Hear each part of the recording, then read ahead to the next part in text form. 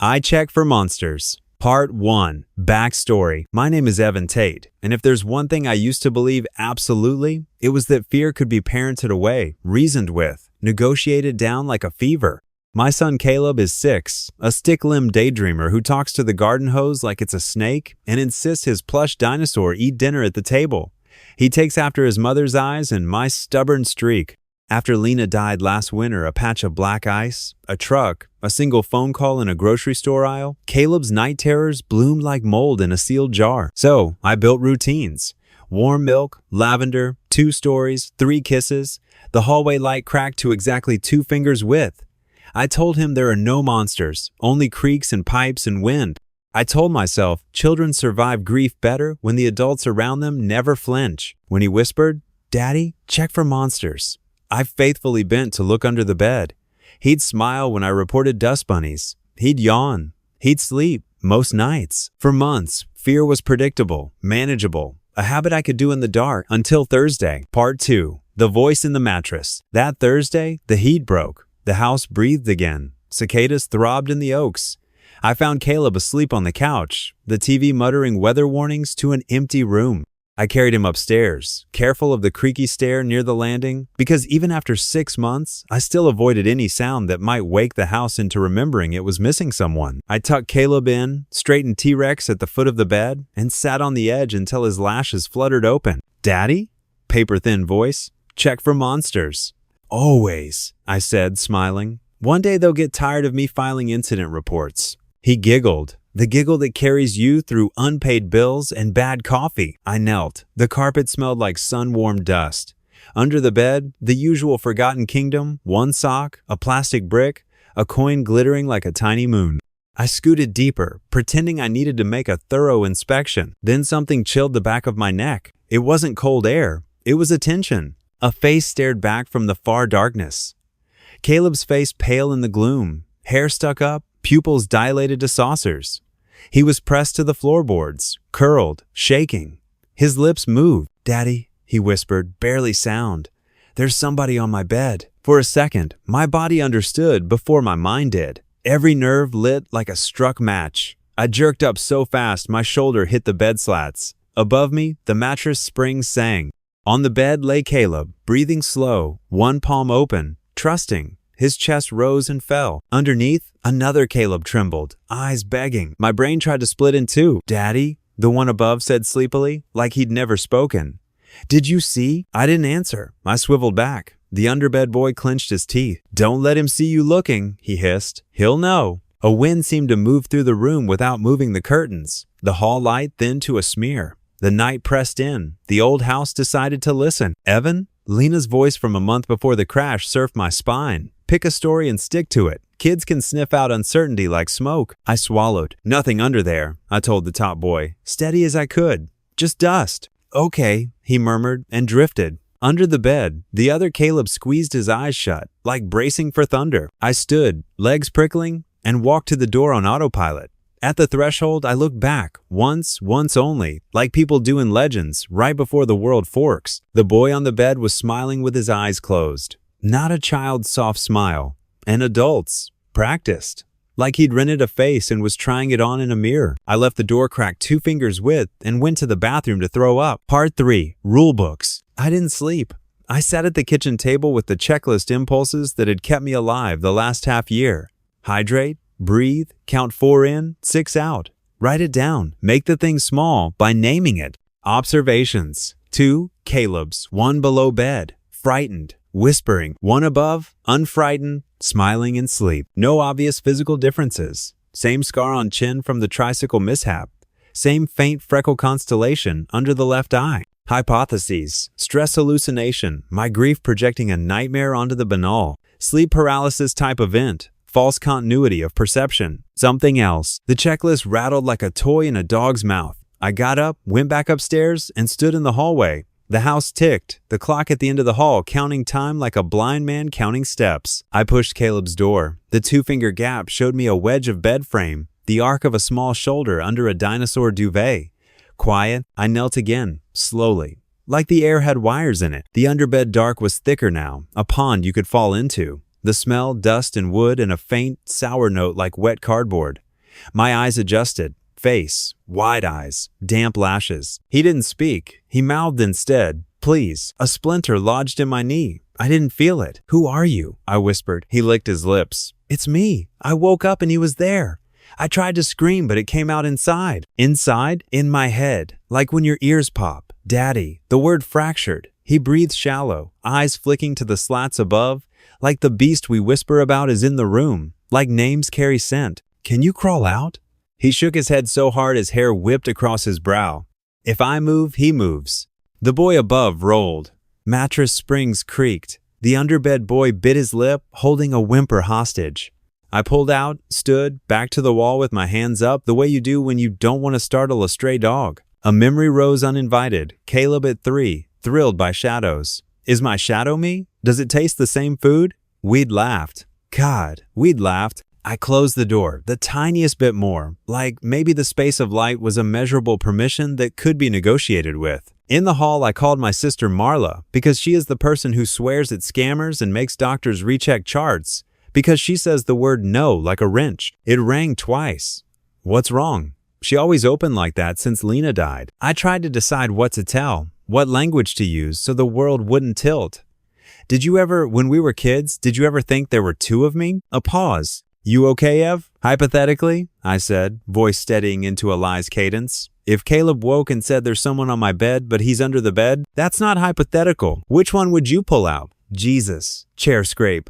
"Are you having a panic?" Footsteps inside Caleb's room. 2 sets. Except there was only one bed. "I'll call you back," I said, and hung up because the house was suddenly very interested in secrets. Part 4. The Game of the Face. I opened the door and turned on the light. It was a dad move. Declarative, the kind of thing you do to exorcise spooks. Look, nothing survives the 60-watt Sunday. The boy on the bed flinched and rolled to face me, scrubbing his eyes with fists. His lashes stuck from tears, sudden and plausible. He was small and messy and mine.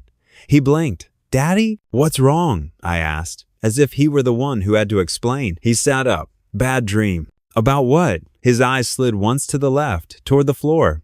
"A dark place." I moved closer. He held his arms up. The reflex was older than thought. I lifted him, his heartbeat metal bird fast. He put his face in my neck, hot and damp. Over his shoulder, I stared at the underbed gap. Black seam. No sound. I carried him out into the hall, thinking bright, neutral dad thoughts. Water, bathroom, reset. On the landing, he pulled back. "Where are we going?" "Kitchen," I lied. "Warm milk." "I don't want milk." His voice had friction under it, like it was dragging a stone. "I want to sleep." "We'll be quick." He pushed against me, snake quick, trying to slide like a fish from hands. I tightened my grip. In my ear, very soft, like taught long ago by someone who practices being gentle. "Put me down, Daddy." "Why?" "It hurts when you hold me." Caleb, a real Caleb, has never said that. A real Caleb sinks into a hold like it's the first language. I said, "Where does it hurt?" He smiled. Not a child's smile. A rehearsal. Inside, I carried him anyway. He was light and heavy in all the old ways. In the kitchen, I set him on the counter and poured milk, scanning for tells. The chipped tooth from the pool deck present. The crescent scar on the elbow from the swing present. The micro-swirl cowlick that drives barbers mad present. He drank obediently. Milk mustache. He licked it in a single swipe, like a cat. He watched me watching him. "Can I have cinnamon?" Real Caleb asks this every time. He didn't. "Want T-Rex to sit on the nightstand?" No answer. "You dropped your blue crayon behind the TV last week. We never found it." The real Caleb would have glowed at a chance to fix a continuity error. This one tilted his head like I'd said something in a language he once knew but no longer used. "We should go back to bed," he said. "It's late. You look tired." Something in my chest gave, like a step you trust going out from under your foot. "You're right," I said. I lifted him again, softer now, and carried him not to his room but to the spare room at the end of the hall, the one we'd meant to turn into a project room, the one with a lock. "What are we doing?" he asked, voice neutral. "Adventure sleepover," I said lightly. "Just tonight." "Why?" "Because." I smiled a smile I hope said, because I said so, and also because I'm the adult who loves you enough to be a wall. Because it's fun. I set him on the bed and tucked him in while he watched me with a kind of clear curiosity I've only seen in doctors, about to name something. I stood. "Bathroom," I said. "Back in 10. I left. I didn't go to the bathroom. I went back to his room, got on my knees, and looked under the bed. He was there, not asleep, not dead, watching the door with the intensity of someone trying to move it by force of will alone. When he saw me, he uncoiled like he would sprint through me. "Wait," I hissed, instinct stronger than terror. "I need to know." "What?" He was crying quietly, like kids do when they're concentrating on survival. "What's your nickname for Mrs. Galvez, the librarian?" He choked a laugh sob. "Mrs. Galvazaris. What's inside the hollow tree at the park?" "Someone's red mitten and my secret hero rock." "What did Mommy say when you asked if clouds were heavy?" He swallowed. "She said some of them are the weight of 100 elephants, but they remember how to float." We could have built a kingdom from the relief that crashed through me. I reached in. He clutched my wrist like a drowning swimmer. I braced my feet and pulled. Something pulled back. Not a hand, not a limb. A reluctance in the air, a thicken, like the space under the bed had the texture of honey. Caleb's shoulders emerged, his hair damp with sweat. The mattress above gave a companion groan. From the spare room, I thought I heard bed springs, an echo, a twin sound, a heartbeat, late, harder. He gasped. I hauled. He slid free like a letter from an envelope, and we toppled backward together. He clung to me, chest fluttering like a sparrow in a hallway. "Daddy," he said into my shirt. "He knows. I know." I breathed into his hair, and we ran, because the house had started its slow, delighted creak again, and I didn't want to know what it looked like when the wrong boy smiled wider. Part 5. The House of Two. I locked the spare room door. The knob turned once from the other side, gentle as a suggestion. The boy inside, if it was a boy, didn't rant or throw himself against the wood. He tapped. 4 taps, a child's bored rhythm. Pause. 4 taps. Like he'd found a game. "Why is it locked, Daddy?" The voice sounded exactly like hours of bedtime, exactly like car seat questions and cereal choices, and again. It sounded like history. Caleb, my Caleb, crushed against me, fingers pinching the fabric of my shirt. I bent to him. "We're okay," I lied, to see if saying it made anything true. He nodded too hard, as if trying to anticipate the shape of the world. From inside, "Daddy, I'm scared of the dark." "Me too," I said before I could stop myself, and Caleb made a sound half laugh, half cry, because 6-year-olds understand confession. We went downstairs. I shoved the heavy dining table against the base of the stairs because there are instincts older than thought, called fortify and wait till morning. I handed Caleb my phone with a dinosaur game I usually ration. He didn't play. He watched the arch of the stairs like a fisherman watches a slack line. "Daddy?" he whispered after a while. "What is it?" I wanted to say, "I don't know," but children read truth in voices. "Something that pretends," I said. "Something that wants what we have." "Then 'tis first Hennard." "Why?" "Because it's beautiful." He leaned into me the way he used to lean into Lena when she mixed batter and let him stir. The kitchen clock ticked a dependable, human tick. The fridge kicked on with a normal sound. Outside, the cicadas kept throbbing the world. "Do we have a plan?" he asked, and I almost smiled because that is what he asks when Lego cities collapse. "I'm making one," I said. "Rule 1, we don't look at it directly. Rule 2, we don't answer if it talks through the door. Rule 3, we wait for morning." "What about Rule 4? "Rule 4 is, if the door opens, we run." He nodded, solemn as a soldier. At 2:17 a.m., the house gave up on pretense and resumed being a house. The taps upstairs stopped. A floorboard spoke. Slow, assured steps to the top of the stairs. A body's weight thinking. The first stair creaked in its familiar C note. The table shivered as if laughing to itself. "Evan," the voice called conversationally, and it wasn't a child's voice at all now. Not in pitch, but in history. It was a voice that had tried on throats before. "This is silly." Caleb gripped my wrist and squeezed once a code we'd invented when he was 3, for "I'm here." I squeezed back. "I know. It isn't safe," the voice said. For the boy. I didn't answer because that is how you barter with wolves. You don't show, you can speak. The steps stopped halfway down. I pictured it. Bare feet, a hand sliding along the banister, the tilt of a head I had kissed 1,000 times. I pictured it not because I wanted to, but because that is what minds do. They create a monster's diorama in the exact dimensions of love. I could tell you things. It tried. You want to know, don't you? About the moment. The truck. The way she said your name when she, Caleb, I said calmly to the boy under the table. Put your hands on your ears. He obeyed without question, because love is a rehearsal for war. The steps retreated. After a minute, the spare room door upstairs clicked. I heard it open. I heard it close again, as if whatever wore my child had decided to be polite. We waited for dawn. Part 6. The Line in the Dust. When morning finally clawed itself over the rooftops, the world pushed back into shape like a dented car panel popping under a palm. The ordinary sounds returned. Garbage truck grunt, a jogger's earbuds whisper as she passed, a neighbor's sprinkler starting late. Light gathered nerve and stepped into the rooms. We went upstairs together. The spare room door was ajar. Inside, the bed was made perfectly. The pillow had been plumped like by a hotel ghost. On the nightstand sat T-Rex, posed as if in museum glass. "No, boy." Caleb squeezed my hand hard enough to leave marks. "Where?" "I don't know," I said, honest as a wound. We checked his room. The dinosaur duvet, rumpled but not ruined. The drawer where he hides contraband, rocks half open. The carpet indented where 2 sets of knees had been in the night. I lay flat and looked under the bed, even though every bone told me not to. The dark had normal corners again. Dust bunnies reconstituted into harmlessness.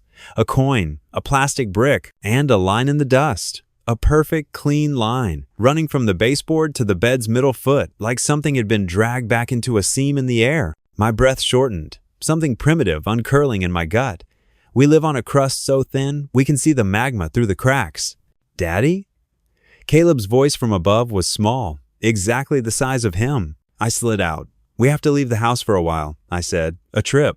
He nodded as if I'd confirmed the weather. "Will it follow?" I looked at the line in the dust and thought of how it smiled without teeth. I think it knows our address. We packed a bag with the holy trivial. Socks, toothbrush, the socks we secretly call lucky. I texted Marla a version of the truth that fit through the throat of the world.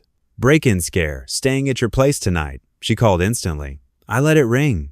I didn't want to put my mouth near a wire. At the front door, we hesitated. Not dramatically. The way you hesitate before stepping off a curb, you've stepped off 1,000 times without thinking.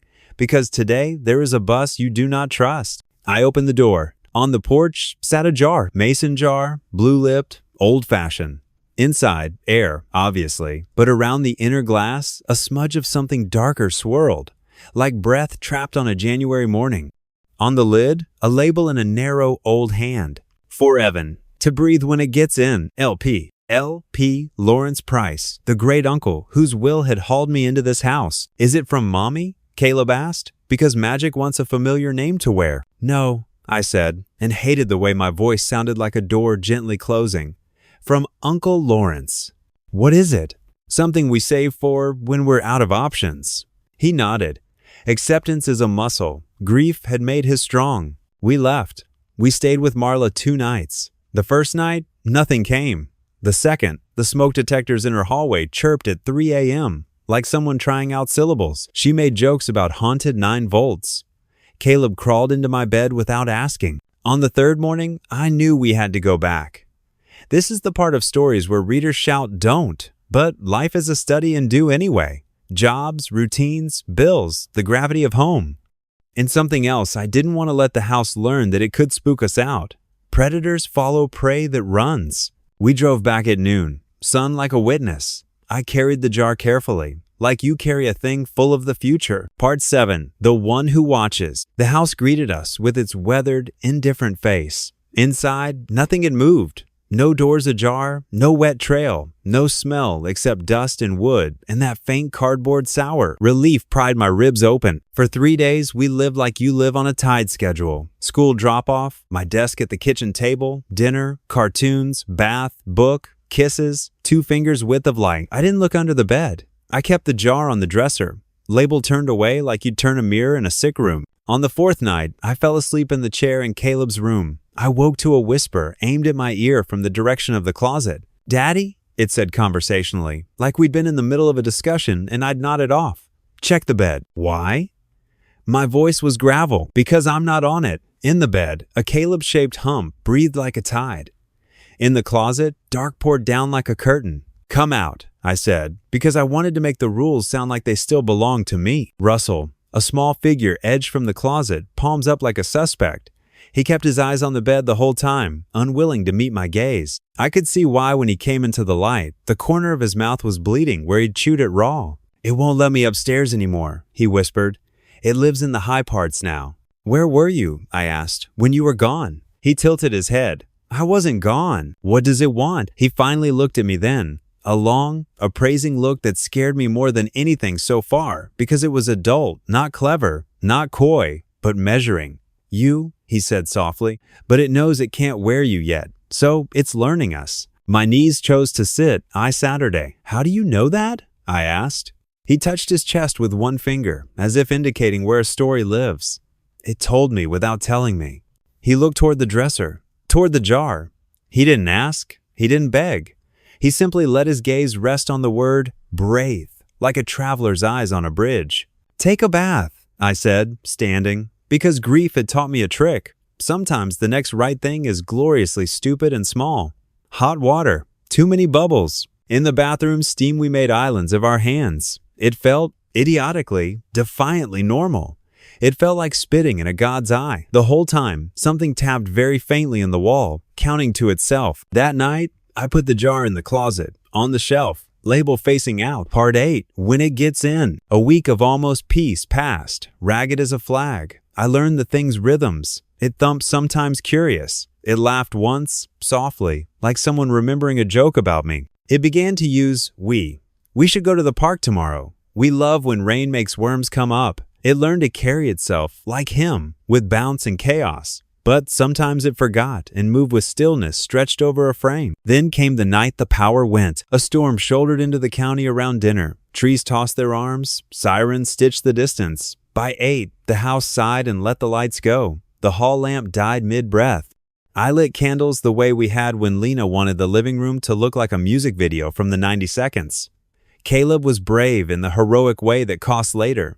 He told me 3 jokes from his class as if they were charms. I put him to bed, candles, guttering. Daddy, check for monsters, he said, because that is the sentence that sits inside the others. I knelt, not because I'm stupid, because I'm his father. Under the bed, dark, thick as soup. From it, faintly, like a radio between stations. Daddy, there's someone on my bed. I didn't flinch. I speak fluent panic now. I know, I said. Stay where you are. On the bed, a shape breathed, then spoke. It would be easier if you stopped pretending, it murmured, for both of us. I stood. I brought you something, I said, because lying to monsters rarely works, but confusing them sometimes does. What is it? Curiosity cracked its voice, a child's curiosity worn by an old thing's hunger, a way to breathe. I went to the closet, took down the jar. The glass felt cold despite the house's heat, a lake stone in winter. The label scratched my finger. The thing sat up. Candlelight made its face a map I knew by heart. It watched me with Caleb's open, greedy attention. I unscrewed the lid. Nothing rushed out. No smoke, no light. Just the smallest change in pressure, like a sigh you didn't know you'd been holding leaving a room. The thing cocked its head. Is that the part where I say thank you? It asked politely. Under the bed, my boy whispered, Daddy? And his voice trembled like a string drawn too tight. I held the jar out, not to the thing, but into the dark slit under the bed. Breathe, I told the dark.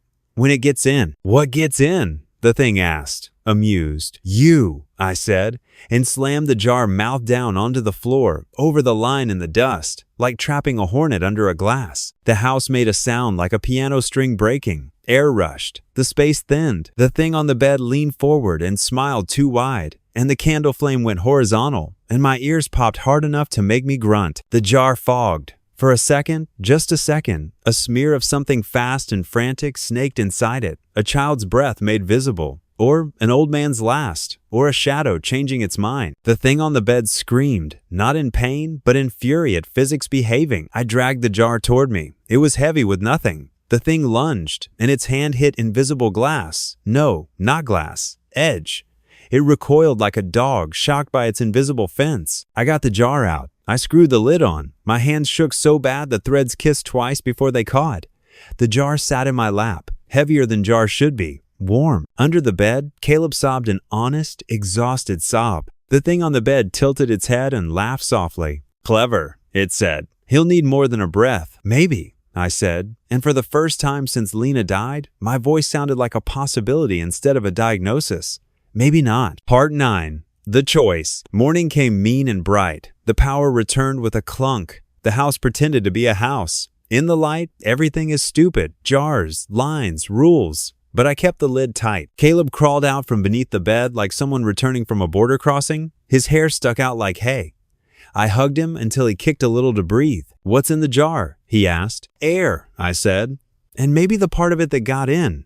He looked up through lashes.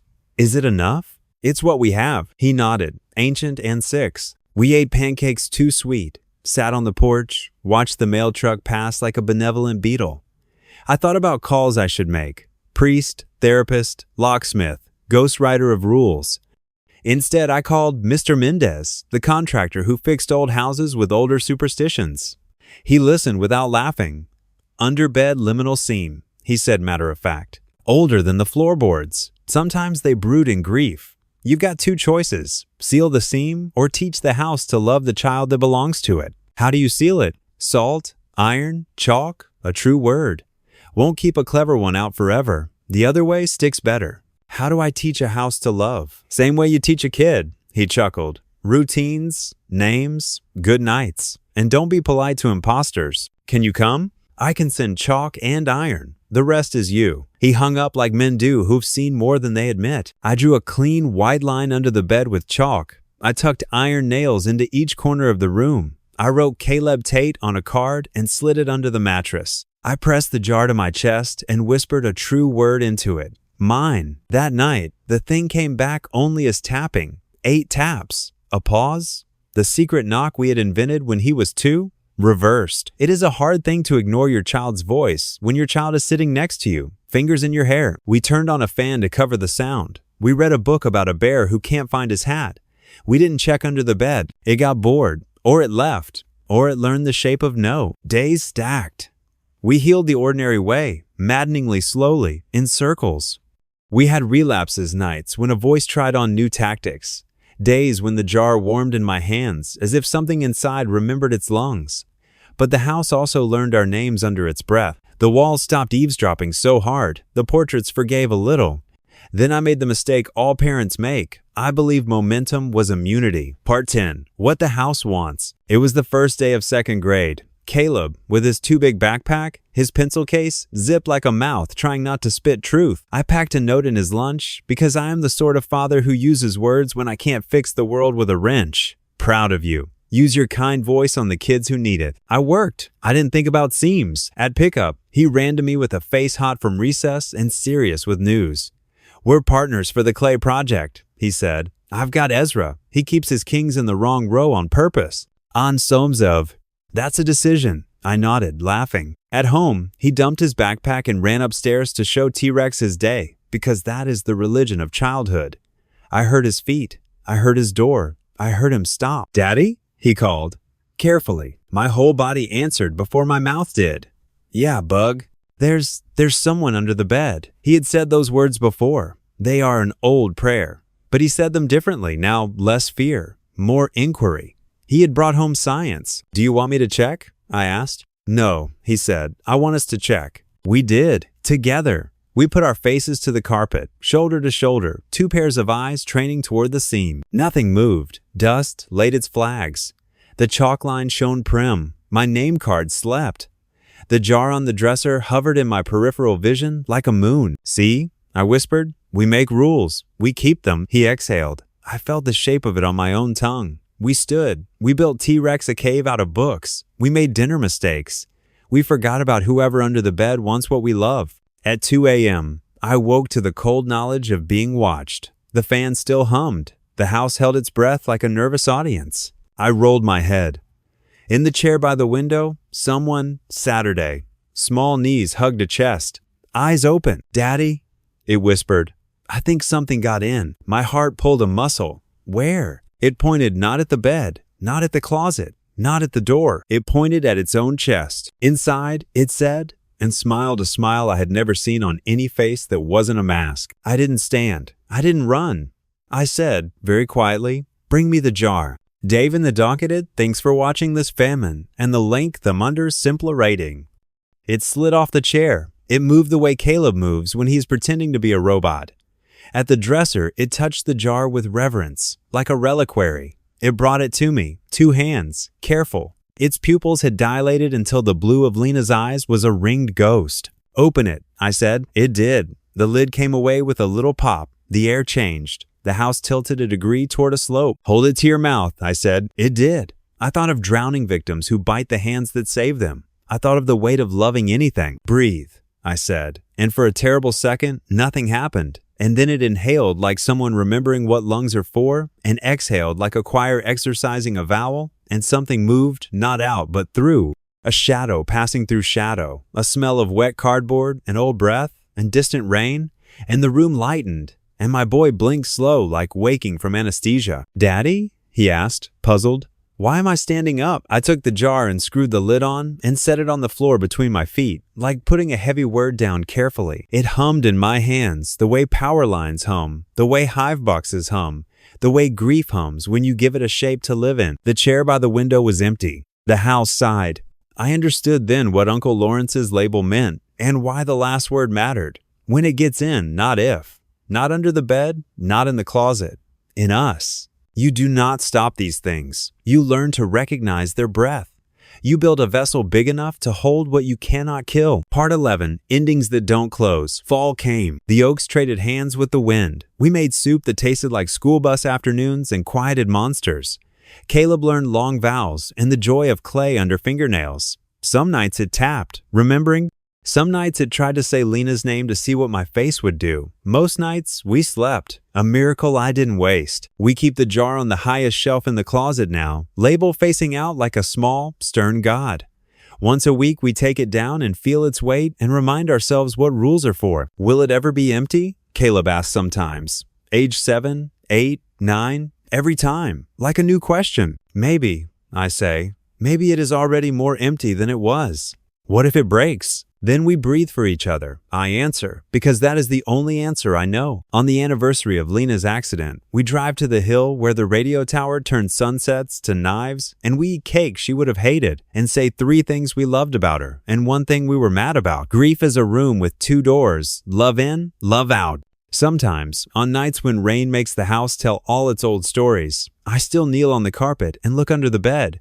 Not because I'm scared, because I want to remember that the world has seams and that my job is to be a patch. Once last winter, I saw eyes again, wide, familiar. In the half second before I leaned closer, my heart went thundering down an old hallway. But it was only T-Rex, fallen from the footboard, staring with stitched patience from the dark. I laughed. Caleb sleep muttered. The house softened. People ask me sometimes quietly, the way you ask about a scar, if you love someone, if I still check for monsters. I say yes, of course, every night. Not because I believe in them, because I believe in the boy who wants me to look. And sometimes, when I lift the quilt and peer into the underbed dark, I swear I feel the faintest breeze against my face. Not cold, familiar, like the exhale of a jar opened in a room where a father decided that if he couldn't shut the door on terror, he could at least teach it how to sit. I whisper then, to the seam and the dust and whatever listens, good night. And from the bed above, small and steady, a voice answers, good night, Daddy. And the house, the old, grief-built, watchful house, says nothing at all, which is its way of agreeing. Part 12, Ampere's logical ending. We never moved. I replaced the bed with one raised higher from the floor, more light, less seam, and lined the underside with taped photographs of us in the sun, because even houses forget who they belong to. I left Uncle Lawrence's mirror faced to the wall and kept the hall light at 2 fingers width. Rules are tools. Tools become rituals. Rituals become home. There are still nights when Caleb wakes and asks me to check. I always do. I always will. I lean down into the dark and make a practice of looking. Sometimes I see only dust. Sometimes the chalk glows. Once I saw my own eyes looking back, and for a second I thought, but it was only myself. Reflected in the phone's black screen, a dad with gray creeping into his beard, a man learning daily how to tuck fear in and kiss its forehead. I don't tell Caleb there are no monsters. I tell him we have one room in the house where the rules are stronger than they are, and that the door to that room is made of names and breath, and a jar that gets lighter every year. I tell him monsters like to wear the faces we love. So we love harder, and watch closer, and hold each other when the lights go out. It's not a fairy tale ending. It's the kind that pays the mortgage. The kind that makes breakfast and remembers to buy batteries. The kind that turns checking under the bed into an act of faith, like praying, like tightening a jar lid and saying a true word into it. Mine. Which is to say, in this house, fear still knocks sometimes. It always will. But when it does, we answer together. And most nights now, when I begin tucking him into bed and he whispers, "Daddy, check for monsters under my bed," I look underneath for his amusement and for my own steadying and see only the quiet we built, looking back at us, breathing slow. If I ever hear a trembling whisper from the dark saying, "Daddy, there's somebody on my bed," I'll know what to do. I'll take down the jar, I'll name my boy. I'll make a line, I'll teach the house, again, who we are. That is the logic I can live with. That is the ending we chose.